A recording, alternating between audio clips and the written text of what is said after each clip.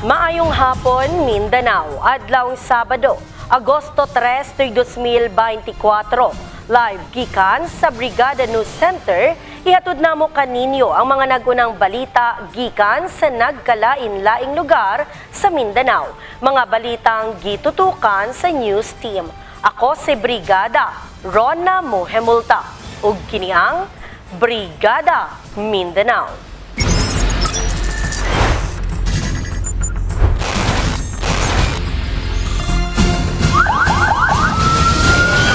Mas Palawan pa sa Kapulisan.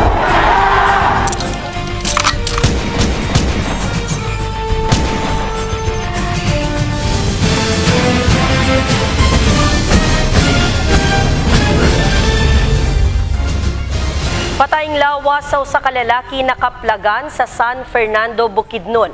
Samad sa likod nga bahin sa ulo ang nakit-ang naangkon sa biktima. Alang sa dugang detalye, ibrigada mo, Jen Golosino.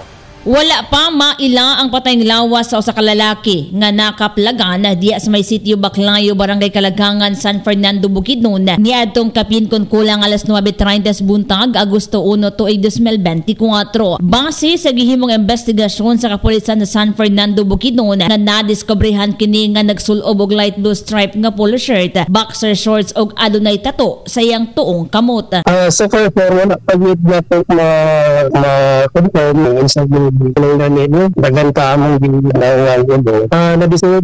ang maong biktima nakaangkon sa samad sa likod nga bahin sa iyang ulo ug dili matod pang masuta unsa ang hinungdan sa kamatayon sa biktima. Sa pagkakaroon anaan ang patayng lawas sa Villanueva Funeral Homes samtang nanawagan usab ang kapulisan ngadto sa publiko nga si kinsaman ang nawalaan og kabanay mamahimo usab nga budangop ngadto kanila ingon man moderate sa paninarya aron maila na ang patayng lawas sa biktima. Balita gikan sa San Fernando, Bukidnon, in the heart of changing lives. Kini si Jen Golosino, Brigada News. Nagkadaghan ang mga barangay nga nagpositibo sa African Swine Fever sa North Cotabato. Ang slaughterhouse sa poblasyon Kapakan, Cotabato nagpositibo na usab sa ASF. Ibrigada mo, Eva Molina. Mokabat na sa 56 ka mga barangay ang nagpositibo sa African Swine Fever o ASF sa North Cotabato. Dinhi sa Kidapawan City, 7 na ka mga barangay ang apektado. Human nga adunay mga baboy nga nagpositibo sa mga barangay sa Gayola ug Indangan, Kidapawan City. Samtang base sa talaan sa Office of the Provincial Veterinarian Conofvet, nagpositibo na usab ang Kabakan, Cotabato, particular na sa barangay poblasyon sa slaughterhouse. Tulo na usab ka mga barangay sa Matalam ang nagpositibo nga mao ang Santa Maria, Sarayan ug Barangay Salvacion. Duha na usab ka barangay sa tulunan nga mao ang New Caridad ug Barangay G. Baynosa. Sa Makilala, Cotabato, 14 na ang nagpositibo, apil ang Barangay Salvacion. Sa Antipas, 13 gihapon ka mga barangay ang positive sa ESF, 11 sa Pig Kawayan, 14 sa Makilala, 2 sa President Rojas ug usa sa Mla nga mao ang Barangay Pulang Lupa. Sa pakiginabi sa Brigada News Team, gibutyag ni Engineer LSCU Mangliwan, miyembro sa Provincial Advisory Council, nga mukapat na sa 4,065 ang na-depopulate nga mga baboy nga nagbalor usab sa kapin 49 milyones ka pesos. Sa mga na-depopulate nga baboy, niabot na taog 49,980,500 pesos. So almost 50 million. Samtang sa milabayng gabi, aduna matud pay misulay sa pagpalusot o mga karning baboy dinhi sa Kidapawan City. Padayong gapahimangno ang buhatan ni Cotabato Governor Emilu Lalatalinio Mendoza sa tanang local chief executives, agencies ug uban pa mga stakeholders nga ipatuman ang estrikto nga protocols aron nga mapugngan ang samot nga pagkatag sa ASF gikan sa ground zero ngadto sa mga kasikbit nga mga lugar. So, yun ang isa ka problema nato sa Abner, no? Kaya nag-meeting na itong isa ka adlaw with the different local government units. Ang bula sa pag-control diha sa area naa naman sa local government, no? Kasi sila mangyud ang nakabalo. So, unta na sa ilaha ang aksyon, no? Matat na ningon ani. Bawal gayud ang pagdala og mga karne o produktong baboy sa laing mga barangay, hilabi na kung ibiyahe pagayod padulong sa laing munisipyo. Report gikan dinhi sa North Cotabato. Ako si Brigada Eva Buhayan Molina. In the heart of changing lives, Brigada News. Dakpan sa kapulisan sa Cagayan de Oro City ang duha ka high-value target nga lalaking gapamaligya matud pa og shabu og cocaine. Ang mga nakumpiska nga illegal nga droga nagkantidad ug mokabat sa kapin 4 million pesos. Ang gikaingong illegal nga droga ang dalon unta matud pa padulong sa Valencia City, Bukidnon. Ibrigada mo Jackie Paclar. Isa-isa nga girikisa sa mga personay sa Regional Drug Enforcement Unit. Kining duha ka mga lalaki nga nadakpan sulod sa usa ka inn sa Barangay 9 ning syudad sa Cagayan de Oro. Sa nakuang impormasyon sa kapulisan nga si alias Bossing ang taga Cavite nga maoy nagbit-bit matud pa sa illegal nga droga, cocaine og marijuana og gitagbo sa usa ka alias Marco nga taga Bumbaran, Lanao del Sur. Dunay timbang nga 200 grams ang gikaingong cocaine samtang 300 grams ang gituhang shabu ug mukantidad sa kapina 4 milyones pesos. Actually, from the information nga ato ang nakuha usab sa investigator is kini ilahang idala pod ngadto sa Bukidnon, but definitely ato ang ginalang sa usab nga nasa posibilidad nga pwede nga dira pod kana nila i-distribute or di makakasalain pa nga mga producer nga pasok sa Region 10. We will not discount any possibilities kay kana ang information that is coming from them nga dito lamang sa Bukidnon, but ato ka nang ginanantaw nga posibilidad ito nga ipagkakalitin nila din sa atuang rehiyon sa asang parte sa rehiyon. Version matod pa ni alias Bossing nga wala siya masayod nga illegal nga droga ang gipadala kaniya nga parcel. Kapin usa ka bulan nga gimonitor ang transaksyon sa mga suspect ug karon positibo kining napalitan sa illegal nga droga. Di na tayo nga information kung asa kini gikan nga ilahang gidala paingon dali pa sa kung asa sila nadakpan ato alang ka kanang reserve kay that is also for development and coordination usab kung rehiyon nga ilang allege kung asa kini gikan. Actually, adun na nakita yung mga intelligence season na ginahimo from time to time. Ang ato ang intelligence operative is coordinating with other regions.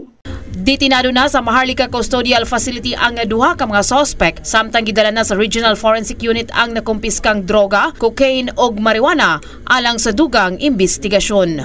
Balita gikan sa Cagayan de Oro City in the heart of changing lives, kini si Brigada Jackie Paclar, Brigada News.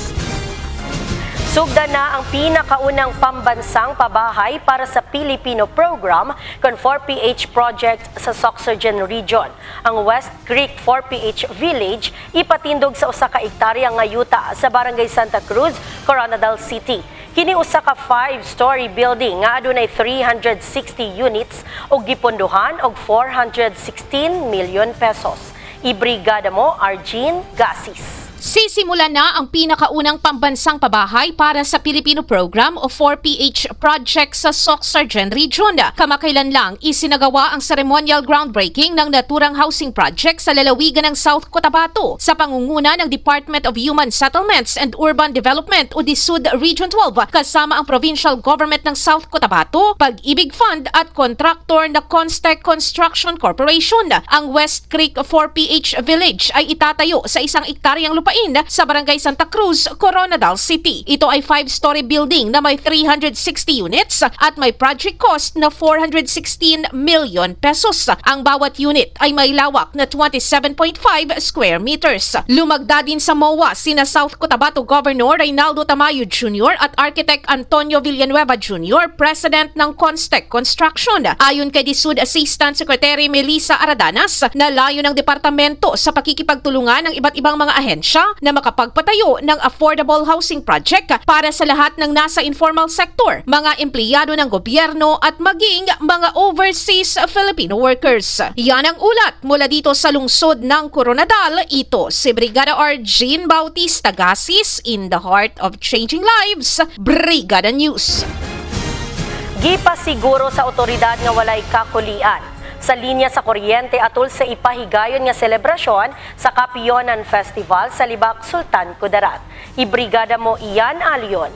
Pinasisiguro ngayon ng Sultan Kudarat Electric Cooperative na may power reliability sa panahon ng Kapyunan Festival ngayong buwan ng Agosto. Ito ang naging pahayag ni Engineer Rimel Fuyunan, Area 3 Department Manager ng Sukelco. Sinabi niya na laging handa ang pamunuan ng Sukelco, lalo at kasado na rin ang Pantas 2024. Ang Pantas 2024, sinabi pa ni Fuyunan, ito ay sukatan at lawak na kaalaman ng mga estudyante sa larangan ng akademya sa sekundarya kasama na rin ang nasa elementarya. Kabrigadang iyan, so far wala problema ang National Power Corporation, wala ka problema ang atong Sukelco, and in preparation for our Kapyunan Festival, may mga activities na ginahimo sa buong Sukelco, may mga massive clearing operations kita sa aton na linya para nga masigurado nato na wala sang power interruption, wala sang controllable power interruption nga magatabo sa pagsaulog nato sa aton Kapyunan Festival diri sa Banwa sang Libak. So far,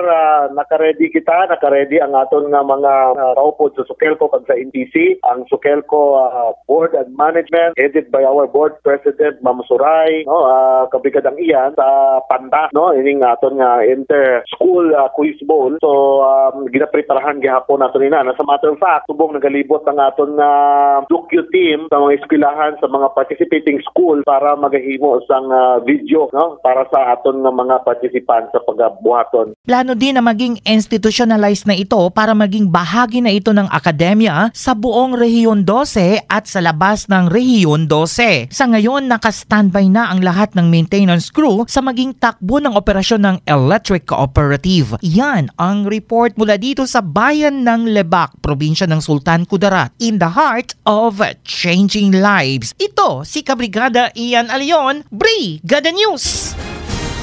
Gisugda na ang 52nd anniversary of First Pamusudan Festival sa Barangay Pansud, Libak, Sultan Kudarat. Mulungtad ang selebrasyon og tulo ka adlaw. Atong balikan si Brigada Ian Alion. Sa isang parada muna nagsimula ang programa kasabay ng saliw ng tugtugan ng mga barangay officials at residente. Hudyat na ng pagsisimula ng ika-52 anibersaryo at First Pamusudan Festival. Tampok sa 3 araw na aktibidad sa Barangay Pansud ang iba't ibang palaro, festival booth food at agro-fair display. Sa panayam kay Leonard Juanites, event organizer ng nasabing festival, nakasentro muna sa pagpapasalamat sa kanilang biyayang natanggap sa isang economical mass handog ng UCCP Church na pinangunahan ng Resident Ministry Reverend Wawi Campolio. Friend, booth na kung sa din may kanya-kanya sila mga concept. Ang mga concept kay ni halimpod sa ila sarili mga ideas.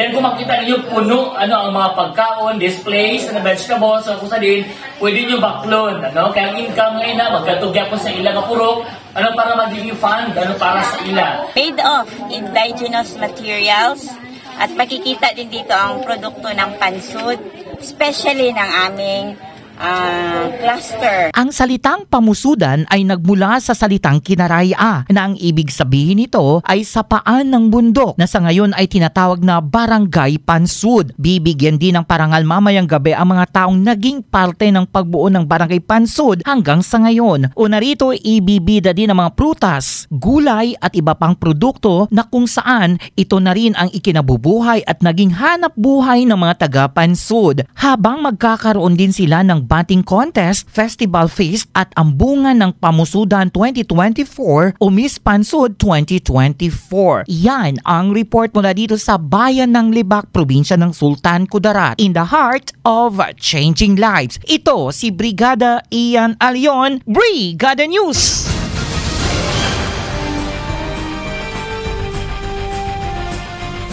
Mao na ang naglangkob nga mga balita sulod sa 20 minutos nga nakalap sa atong mga kabrigada gikan sa nagkadaiyang lugar sa Mindanao.